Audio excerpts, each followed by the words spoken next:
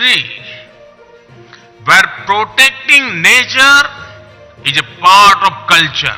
This is why it has many unique achievements in wildlife conservation.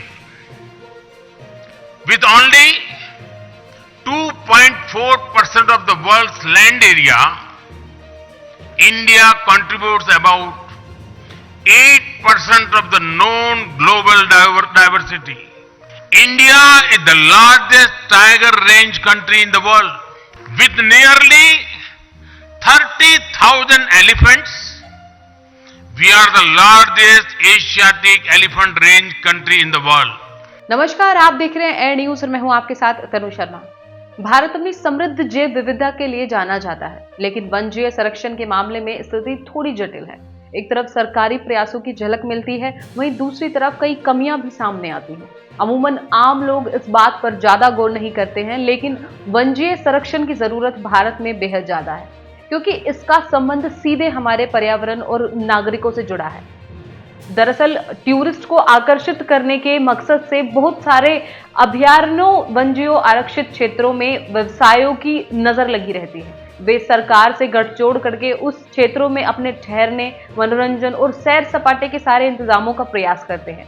अनेक अभयारण्यों के सुरक्षित क्षेत्रों के भीतर तो गेस्ट हाउस, रेस्टोरेंट और कई मनोरंजन की जगहें बनी हुई हैं। राजस्थान, मध्य प्रदेश, यूपी, असम, केरल और उत्तराखंड के अभयारण्यों में अतिक्रमण की अनेक पुरानी शिकायतें हैं। उत्तराखंड के जिम कॉर्बेट बाघ आरक्षित क्षेत्र में बड़े पैमाने पर पेड़ों की कटाई और अवैध निर्माण को लेकर सर्वोच्च न्यायालय ने तत्कालीन वन मंत्री और उप वन अधिकारी को कड़ी फटकार लगाई है। अदालत ने उस इलाके में सैर सपाटे पर रोक लगाते हुए सीबीआई से 3 महीने के अंदर वहां की स्पष्ट स्थिति रिपोर्ट दाखिल करने को कहा गया है। हालांकि सरकार ने अपनी तरफ से वन्यजीव संरक्षण पर कुछ सफलताएं भी पाई हैं। राष्ट्रीय बाघ संरक्षण प्राधिकरण की रिपोर्ट के अनुसार भारत में बाघों की आबादी में वृद्धि देखी गई है। 2010 में जहां बाघों की संख्या 3,891 थी, वहीं 2022 में यह संख्या 5300 से अधिक हो गई। राइनो फाउंडेशन ऑफ इंडिया की रिपोर्ट के अनुसार भारत में एक सींग वाले गैंडों की आबादी में वृद्धि हुई है। 1970 के दशक में एक सींग वाले गैंडा की लगभग 600 थी, वहीं साल 2020 तक ये संख्या लगभग 3600 से अधिक हो चुकी है। हालांकि साल 1985 से लेकर 2021 तक असम के काजीरंगा में 800 से अधिक गैंडों की हत्या की रिपोर्ट दर्ज भी हुई है, वरना यह संख्या और बढ़ी हुई होती।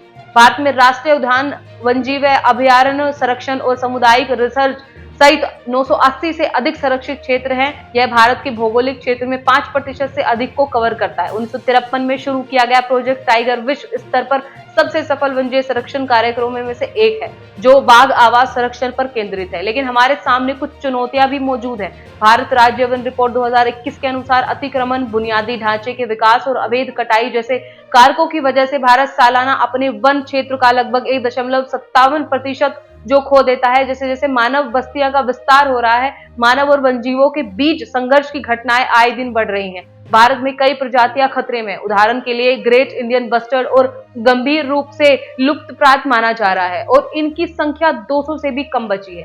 अवैध शिकार और वन्यजीव व्यापार पर अंकुश लगाने के लिए वन्यजीव संरक्षण अधिनियम 1972 जैसे कड़े कानून मौजूद हैं, लेकिन इसको सही तरीके से अमल नहीं किया जा रहा है। भारत को अपने वन्यजीव संरक्षण प्रयासों में तेजी लानी होगी। कानून परिवर्तन को बढ़ाना, आवास संरक्षण को प्राथमिकता देना और सामुदायिक भागीदारी को बढ़ावा देना देश की समृद्ध जैव विविधता को सुरक्षित रखने की पूंजी है। इसके साथ साथ देश और दुनिया की तमाम खबरों के लिए आप बने रहिए एयर न्यूज के साथ। मैं तनु शर्मा आपसे फिर मिलती हूँ एक नई अपडेट के साथ, एक नई वीडियो के साथ। तब तक के लिए कीप वॉचिंग एयर न्यूज। नमस्कार।